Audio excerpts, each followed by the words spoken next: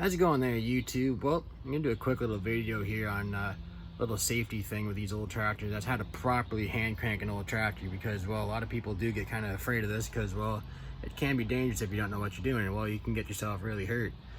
Hopefully I don't get too much background noise while I'm trying to do this, but I'm going to use the old 1820 as an example here. I'm not going to start anything today because it is Sunday morning, of course, and, well, don't want to upset anybody. And, well, the old steam tool adage always was, no equipment runs on Sundays.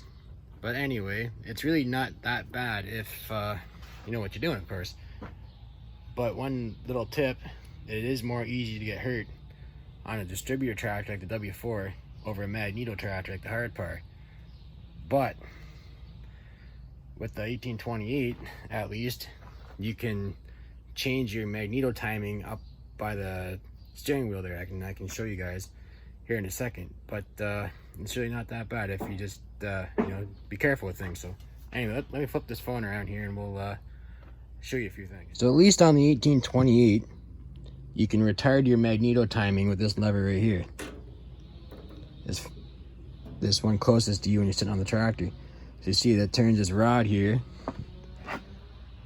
and this right here, this little bump here will ground the magneto out, so that of course shuts the tractor off. So if you look closely, you see that's how you advance and retard your timing. Of course, in this tractor, you know, you get a little hotter, or you add more fuel, you got to add a little bit more timing. You can kind of play around with it, but usually I keep that in about the middle. I don't usually change too much. Once I have it running and set up, I usually leave it alone. But at least with the 1820, you can retard your timing when you go to crank it, and that way it reduces your chance of getting kicked. That's what it's called when the crank comes back and the tractor backfires. I've been doing this for over 20 years, hand cranking these tractors. I've never once been hurt, so I'm not saying I'm an expert by any means, but you know, people have been hurt in the past.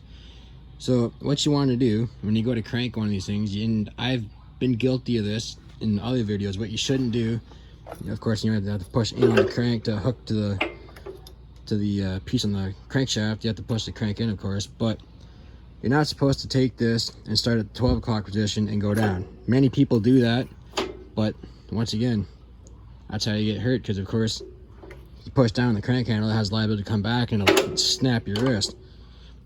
So another thing too, you're not supposed to wrap your thumb around the crank, so it'll pull you down too. But the proper way to do this is take your crank and start down at the 6 o'clock position, push it in. And I was always taught to use two hands, but of course over time you get a little bit stronger. You can use one hand and push it on the crank, and then come right up. And you want to go, that's top dead center. You want to go right over top dead center. You know, with the Oliver tractors, the 80s, the 99s, the 1828s, they have a spring that'll push, and when you get up here, and when you let the crank out, it'll push the crank out, and then that way you don't go with the crank. And I had it happen once before. The tractor started, of course, about up here, and I didn't get off the crank fast enough, and it spins the crank forward, but of course, you keep your legs and whatnot back, you'll be a-okay. W4, on the other hand, the international style of doing things. Give me a second to get over here. There's no spring on the crank, so what it does, you put the crank in like this, of course, just for an example, and you see it's got those little cogs on there.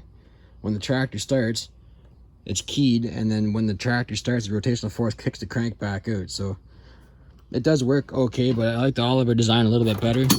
But of course, no one makes hand crank tractors anymore. But so there you have it. It's really pretty simple to do. It's you know, the way they used to do things before electric start came out.